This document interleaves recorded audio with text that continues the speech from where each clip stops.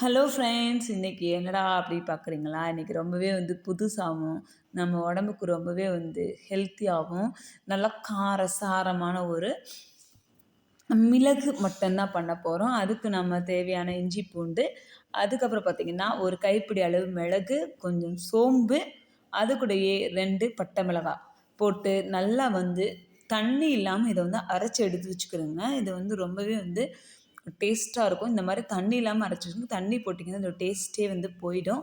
இப்போ நீங்கள் குக்கரை சூடு பண்ணிவிட்டு அதுலேயே சின்ன வெங்காயத்தை நிறையா ஒரு ஒரு கைப்பிடி அளவுக்கு கட் பண்ணி வச்சுக்கோங்க. அதை நல்லா போட்டு நல்லா வதக்குங்க. அது நல்லா வதங்கட்டும். வதங்கினதுக்கப்புறம் கொஞ்சமாக கருவேப்பிலை போட்டுக்கோங்க.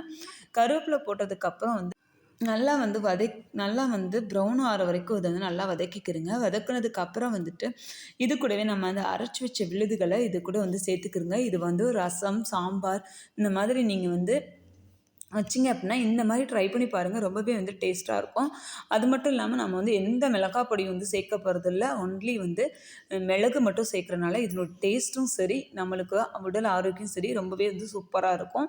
இப்போ நம்ம மட்டன் சின்ன சின்ன பீஸ்களாக வெட்டி வச்சுருக்கோம். இதை இதில் போட்டுட்டு ஒரு 5 விசில் வச்சுருங்க. போதும். 5 விசில் வச்சிட்டிங்கன்னா போதும். தண்ணி ஊற்றி அது கூடவே உப்பையும் நீங்கள் கொஞ்சம் போட்டுக்கிறங்க. தேவையான அளவு போட்டுட்டு இதை ஒரு கிளறிட்டு அதுக்கப்புறம் நீங்கள் க்ளோஸ் பண்ணிவிட்டு ஒரு 5 விசில் வச்சுருங்க. 5 விசில் வச்சதுக்கப்புறம் நம்ம அடுத்து பார்க்கலாம். இங்கே க்ளோஸ் பண்ணியாச்சு. க்ளோஸ் பண்ணிவிட்டு இப்போ பாருங்கள், நம்ம விசில் வச்சு எடுத்தாச்சு. இப்படி தான் இருக்கும். அதனுடைய எண்ணெயெல்லாம் மேலே மட்டன்லாம் கீழே போயிருக்கும். நல்லா சூப்பராக வெந்துருச்சு.